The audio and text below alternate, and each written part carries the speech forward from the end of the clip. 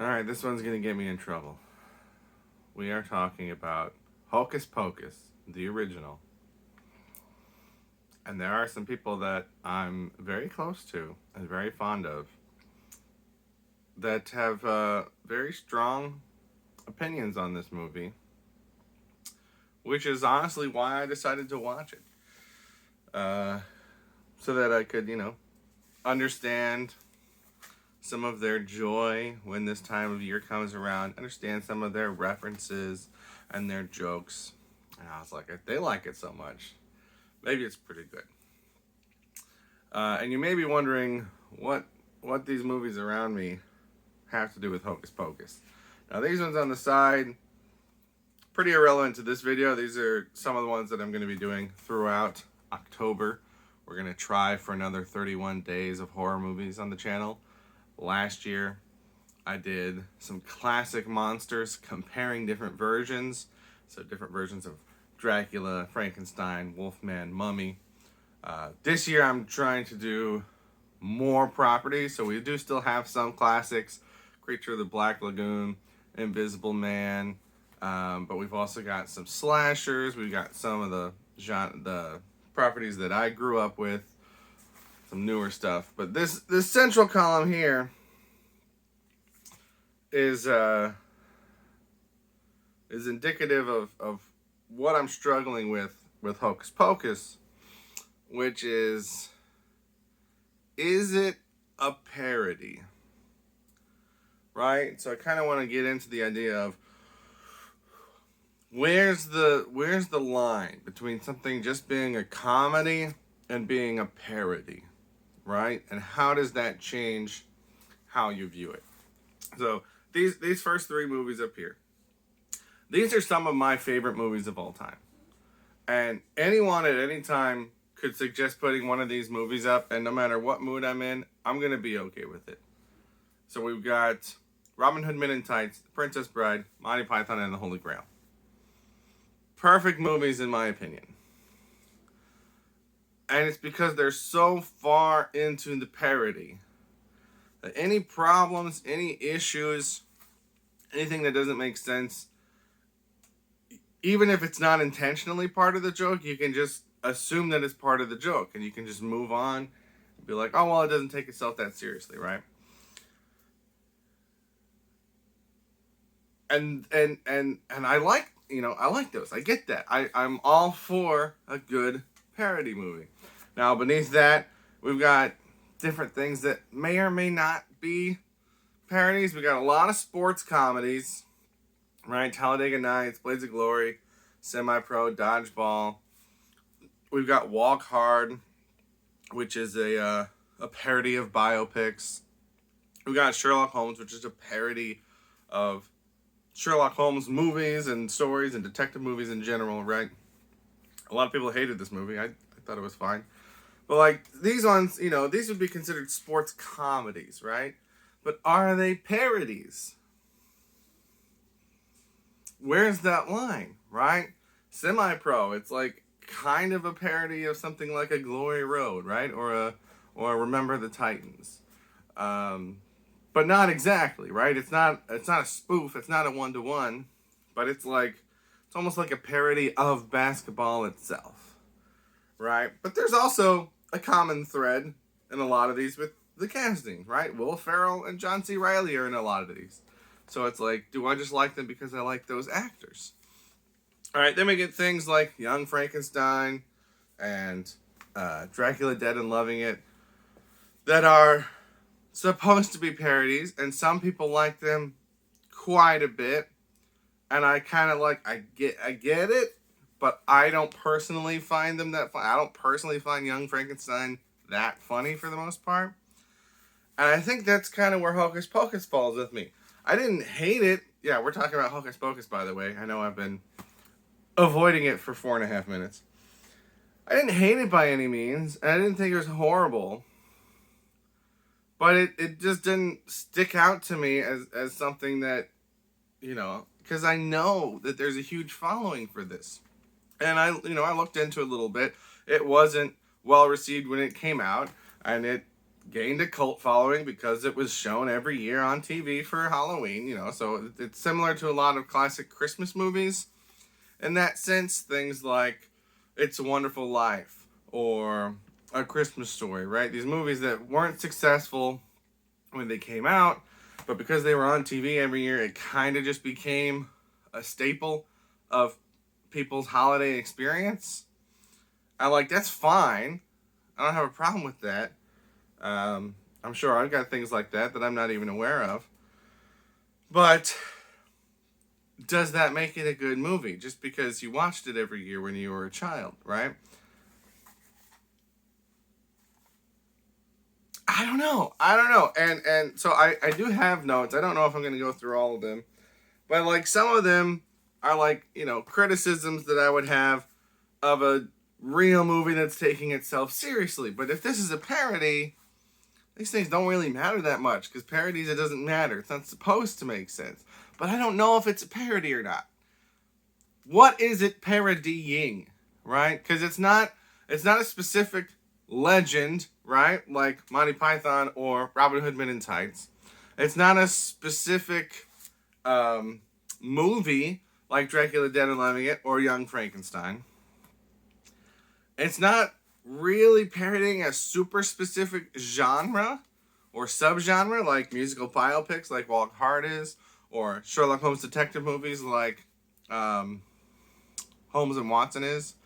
It's kind of just, if it's a parody, it's kind of just a parody of witch lore in general, which would make it more similar to The Princess Bride, or even something like a sports comedy where it's more generic. It's not one specific story. But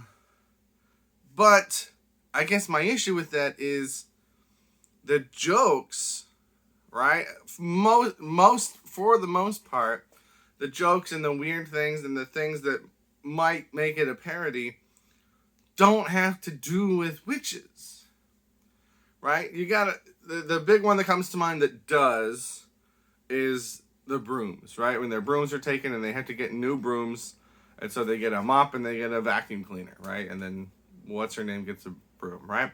That's a funny joke. That's parodying witch lore, right?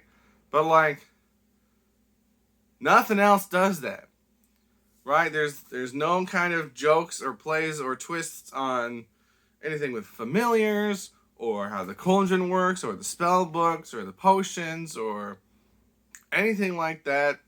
They mention things like the hallowed ground and that plays into the plot, but they don't do a fun twist on it in any way. Like they could have done, which I realize this is after, but the concept of they could have, had them walking on like coffee cans or something, right? So they're not technically on the ground, like I feel like if they had played more into witch rules, then it would have been more clear to me as a parody. But just looking at some of the musical scene, I didn't know how to take it, because if I'm taking this movie seriously, then they should not understand, this modern style of music so quickly and so easily and so flawlessly that they can improvise a new song and spell to this music that they've just heard once for the very first time, which is also the very first time they've heard anything like it, right? That's a big leap if it's a serious movie. Clearly, it's not a serious scene, right? So you would think, oh, this, it's like Robin Hood Men in Tights. That's got a musical number, right? Where they're all doing this kick line thing, right? It's anachronistic. But in Robin Hood Men in Tights, it's playing on the joke that they're wearing tights, right? And what back then in the time of the legend, the merry men, right? That had a different connotation. Whereas we say merry men now, we talk about tights now. We have this new idea of what that means. So that's the joke, right? And Monty Python and the Holy Grail, they've got musical scenes in that. But it's like kind of just you've got the guy that's hanging nearly dead on the side of the wall, clapping and enjoying the music. That's the joke, right? The fact that it's happening at all is the joke. And then the whole Camelot thing plays into their decision, and it's like, it's not a good reason, it's just a funny reason. The musical scene in this movie doesn't make any jokes about witches, right? It becomes a plot point because they use it to cast a spell on all of the adults at this party. So it's like an important scene. It's not just a joke like either one of these two. And it doesn't, I mean, the song title is a play on witch stuff, but like the scene itself isn't. It's not making fun of itself.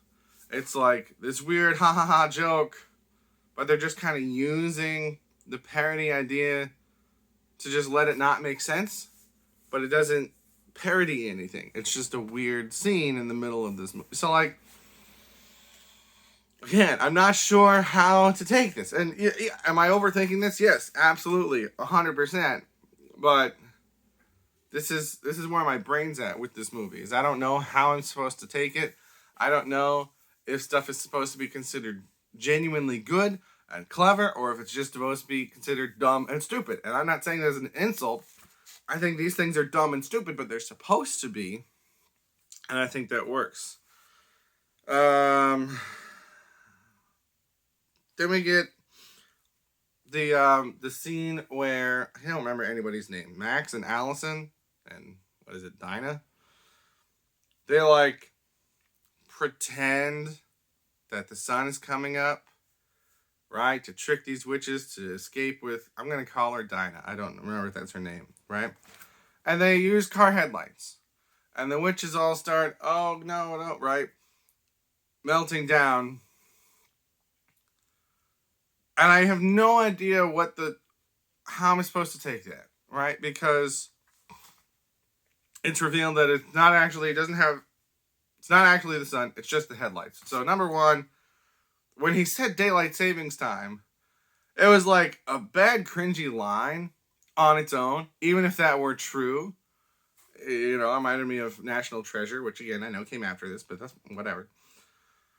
And it's like, they're not even going to know what that means or what he's talking about.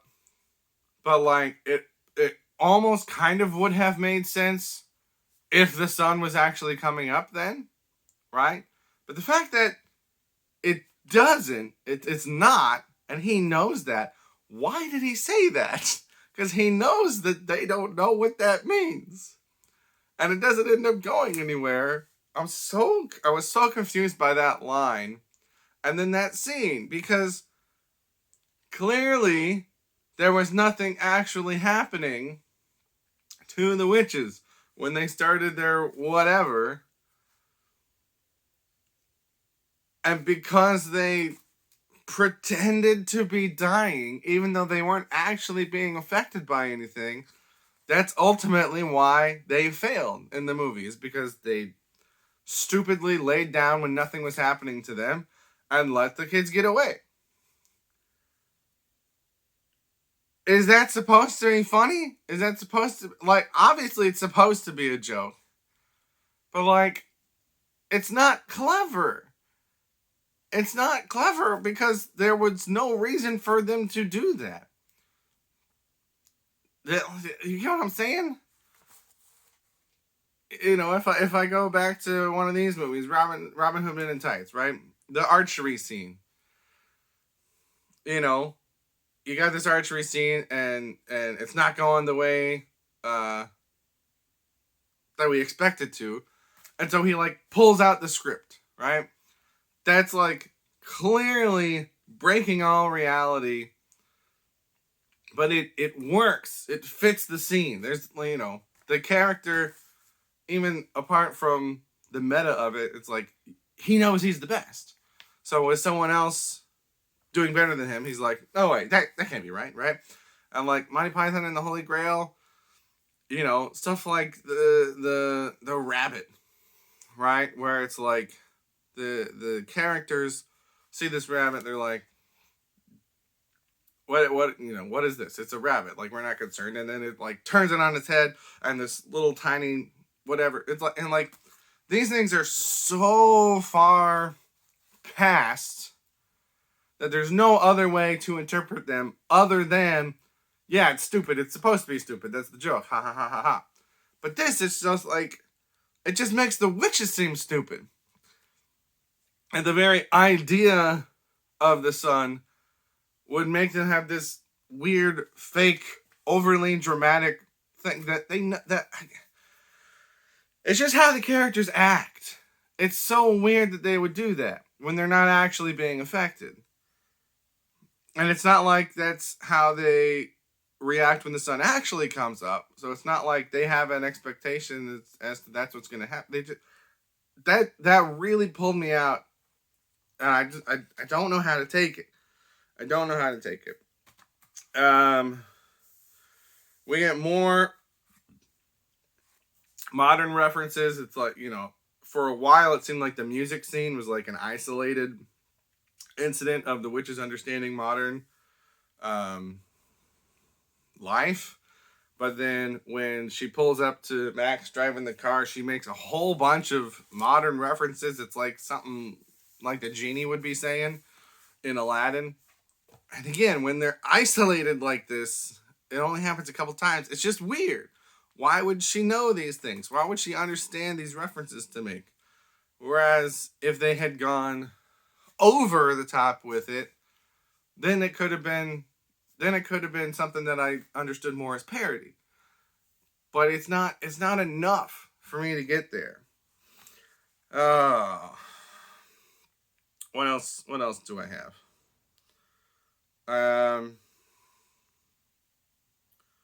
The cemetery I was confused on. Granted, I wasn't really paying attention when they first talked about the hallowed ground, because I was doing some other stuff. So maybe the movie explained it better than I thought, but I'm like, at one point they're staying outside the gates. So I was like, oh, can they not go in at all? But then they're just hovering and not literally touching the ground. I'm like, that doesn't seem like that much of a disadvantage. And then even later, she does touch the ground, and it seems like that's not really affecting her. It's just that the sun is affecting her at the same time.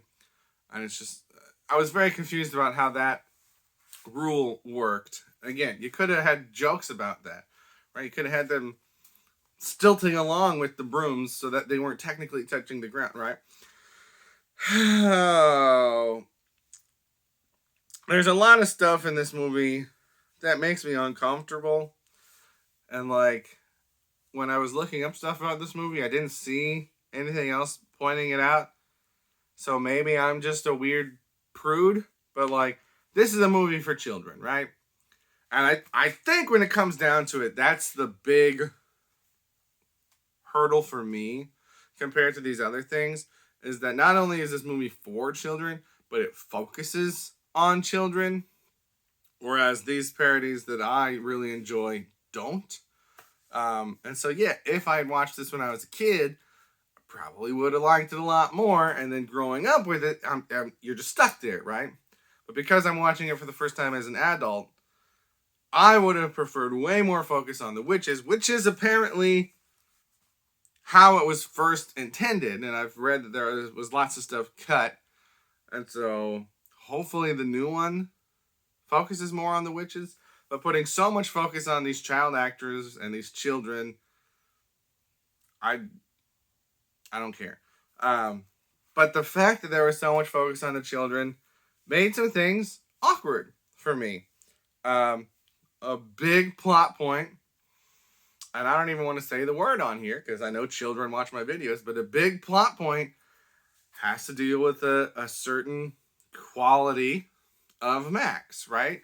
And you could have very, very easily just said something like, someone has to be pure, or someone has to be pure of heart, or someone has to be noble, right? You could have used any kind of positive descriptor like that. Shazam does that, right?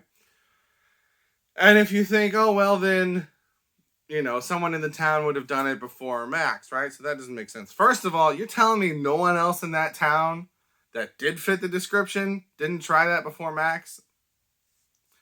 But also, you could have just specified in the curse that it could have had to be an outsider, right? So very, very easily could have used any other word for that very important distinction. But they didn't. They used the word that they did use, and they have it spoken and so well understood by this child throughout the whole movie. And the child is openly talking about it with her older brother and with strangers on the street and with her parents. And I was just made very uncomfortable by that. Like I said, maybe I'm a prude. Maybe that was supposed to be more funny. Maybe that was more of a 90s thing. I don't know. I was 3 when this movie came out. So maybe by the time I became that age, it was, I don't know. Maybe there was a social transition during that time. And like, I know what some people are going to say. It's used in Christmas music, right? No one has a problem with there. It's used in Christmas music, but it's not focused on in the same way. And it's not like, you know, the fact that this child is talking to her parents, it's so awkward, made me very uncomfortable. Something else that made me very uncomfortable is that this cat, who's actually a teenage boy, is just cuddling up and snuggling with this child. And spoilers, thank goodness the cat died at the end, because at that moment in the movie, I was just like,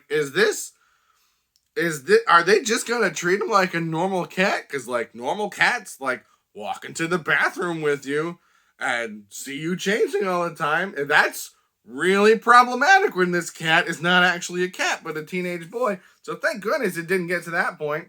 But I'm going to go ahead and say that cat snuggling with that child still not okay. Oh my goodness. Oh, so a lot of awkward things. My very first note was just Salem, and like WandaVision did this too, but like the events in Salem were real. So to set your fictional story based around that, number one, I think is lazy. Number two, it's kind of disrespectful to the families who lost people, which, like, yeah, it was a long time ago, but like descendants are still around, right? But it's just like, what happened in Salem in real life was real and was horrible. But it wasn't witchcraft, right?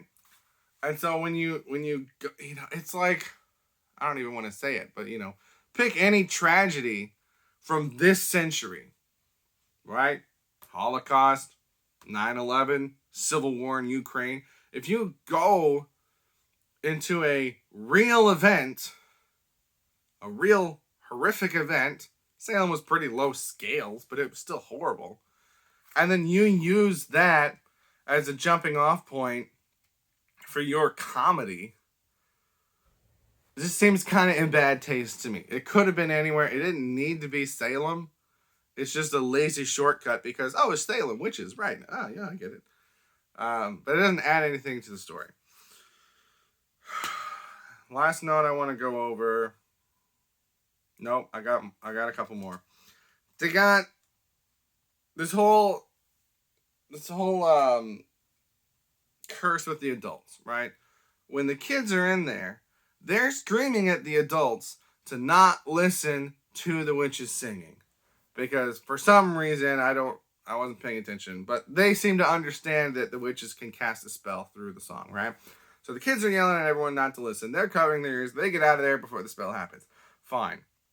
And then later, when the parents are not home, when they first get home, he's like, I guess they're not home yet. And I'm just like, dude, you guys like just left there. Why would you expect them to be home? Not a big deal. But then later, when it's like 5 a.m. and they're like, they're still not home. There must be a good party. And it's like, you guys knew that there was danger of a curse happening, right?